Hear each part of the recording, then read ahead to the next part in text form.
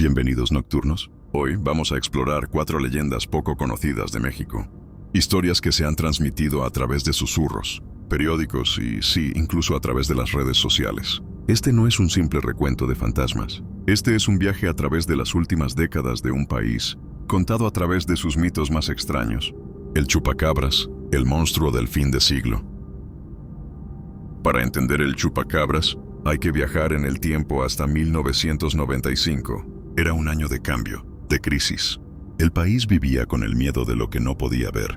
Y de repente, ese miedo tomó una forma tangible. La historia comenzó con una serie de ataques en Puerto Rico. Pero pronto, las noticias llegaron a México. Ganado, perros y en particular cabras. Aparecían muertos en granjas de Jalisco, Sinaloa y la Ciudad de México. Pero lo más inquietante no era el hecho de que estuvieran muertos, sino que sus cuerpos estaban completamente sin sangre, como si un vampiro se hubiera alimentado con ellos. No había rastros de lucha, ni heridas de mordidas de animal. Parecía que la vida había sido succionada de ellos. Los testigos describían a una criatura espantosa, un ser de aproximadamente 1 metro de altura, con ojos rojos brillantes, piel escamosa y grandes garras. Algunos decían que tenía alas y se movía como un canguro. La leyenda se extendió como pólvora. Era el tema de conversación en las calles, en los noticieros de la noche y en las mesas de café. Los periódicos, con titulares sensacionalistas, alimentaban el pánico. ¿Era un experimento genético fallido? ¿Un animal alienígena? O, como decían algunos, ¿una señal del apocalipsis? Algunos pocos escépticos decían que era solo humo, para cubrir algún fraude o algo peor. Pero para la mayoría de la población, el chupacabras era más que un monstruo. Era la manifestación de un miedo colectivo. La gente, que ya vivía con la incertidumbre económica y política, encontró en esta criatura la excusa perfecta para sus temores más profundos. El chupacabras era lo inexplicable, la amenaza que no podían ver pero que sabían que estaba ahí. Y aunque los avistamientos se desvanecieron con el tiempo, el mito se quedó, convirtiéndose en un ícono de los años 90 en México.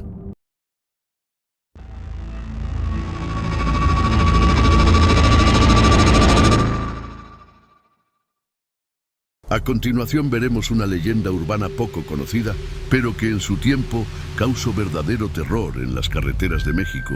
En el país, todos conocemos las reglas no escritas de la carretera. No te detengas en la noche, no confíes en los extraños. Y sobre todo si un coche te hace cambio de luces. No respondas. Esta no es una simple superstición, es una advertencia, es la leyenda del carro rojo. La historia comenzó en la década de los 90, cuando las carreteras eran más oscuras y el miedo se transmitía de boca en boca. Había rumores de una banda de asaltantes o de un asesino en serie que se disfrazaban de conductores en apuros, pero la mayoría de las historias apuntaban a un mismo auto, un sedán rojo, brillante y sin abolladuras, que parecía salido de la nada. La leyenda dice que la trampa no era el auto, sino la respuesta. Si hacías un cambio de luces, era una señal para que te detuvieras. Pero si no lo hacías, el conductor del carro rojo asumía que tenías miedo.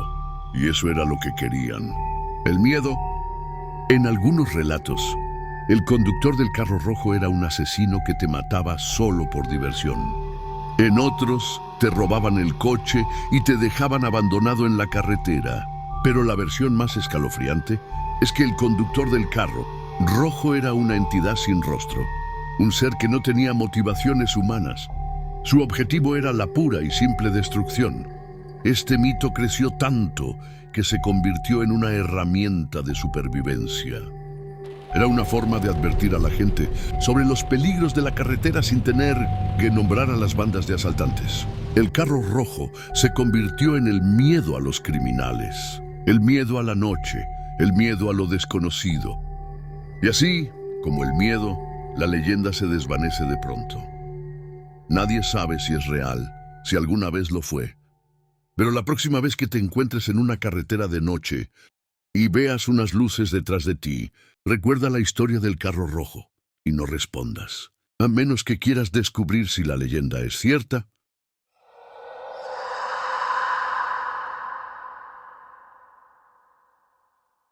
La historia dice que la infancia es el momento más puro de la vida. Pero, ¿qué ocurre cuando la inocencia se ahoga en la oscuridad de un canal? En las aguas turbias de Xochimilco, miles de ojos de plástico vacíos te observan desde la penumbra. Bienvenidos a la Isla de las Muñecas, un lugar donde el terror no es una historia, es un recuerdo. Para entender el horror, debemos conocer a un hombre llamado Don Julián Santana Barrera, único habitante de este islote en la década de 1950. Se dice que su paz terminó el día que escuchó los gritos de una niña pequeña en el canal. A pesar de sus esfuerzos, no pudo salvarla. Su cuerpo se perdió en las aguas. Poco después, Don Julián encontró una muñeca flotando cerca del lugar. Creyó que era la niña, que había regresado del más allá para atormentarlo. Para apaciguar su espíritu, colgó la muñeca de un árbol. Pero el fantasma no se fue. Él seguía escuchando voces y gritos en la noche. La obsesión de Don Julián creció. Empezó a buscar muñecas abandonadas por doquier para colgarlas por toda la isla, sin importar su estado. Las colgaba mutiladas, sucias, sin ojos, sin pelo. Él creía que los ojos de las muñecas eran los de las niñas muertas, y que a través de ellas él podía ver su dolor. El polvo y la suciedad eran parte de sus cicatrices. Cada muñeca colgada era una historia de terror que él había atestiguado. La isla se convirtió en un santuario macabro, un lugar de almas perdidas que lo atormentaban día y noche, pero el terror no terminaba con la vida de las muñecas. Durante más de 50 años, Don Julián fue el único guardián, pero el 21 de abril de 2001, su vida llegó a un final escalofriante. Su sobrino lo encontró muerto, flotando boca abajo, en el mismo canal donde Don Julián afirmaba que la niña se había ahogado décadas antes. Se dice que le confesó a su sobrino, poco antes de morir, que una sirena lo estaba llamando desde las profundidades del agua. Hoy, el lugar es una atracción turística, pero si te quedas en silencio, puedes escuchar a las muñecas susurrar. Sus ojos vacíos no te observan a ti, sino a las aguas oscuras, esperando a que alguien más se una a su macabro santuario.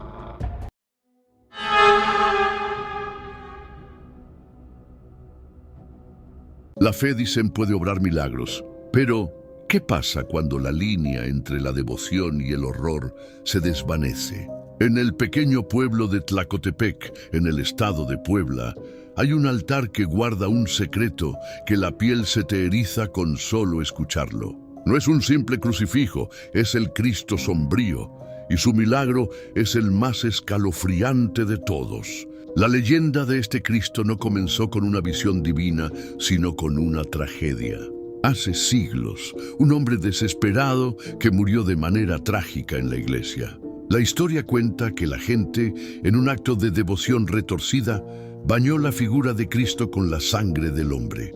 Pero el Cristo no se purificó, sino que de algún modo se absorbió la oscuridad del alma. Su piel de madera, de un tono claro, se fue tornando más y más oscura, hasta adquirir un tono carbón. Los lugareños lo tomaron como una advertencia, pero esa no era la parte más aterradora. Con el paso del tiempo, el verdadero horror comenzó a manifestarse. La figura de Cristo, supuestamente inerte, comenzó a crecer. Los fieles notaron que el cabello de la figura crecía y sus uñas se alargaban de una manera imposible, como si un cuerpo humano estuviera atrapado y viviera dentro de la madera. Los encargados de la iglesia tienen que cortar ambos, periódicamente, para mantener la figura. Su piel se ha vuelto sombría y, se dice, se siente real al tacto. No es una estatua, es algo más. Además, si alguien se atreve a tocar la figura con una intención oscura, una ira oculta o un corazón impuro, su mano se manchará de un tono oscuro, una marca que no se desvanece y una señal de que la oscuridad del Cristo ha encontrado una conexión con el alma del visitante. El Cristo oscuro es un recordatorio de que algunas manifestaciones divinas no buscan la luz, sino que se nutren de la oscuridad. Es la prueba de que incluso en los lugares más sagrados hay secretos que acechan en las sombras. El Cristo de Tlacotepec no solo está colgado en la cruz, sino que está esperando a que su oscuridad se manifieste de nuevo. Mis fieles nocturnos, si esta historia les heló la sangre como a mí, no olviden darle like, suscribirse y activar la campanita.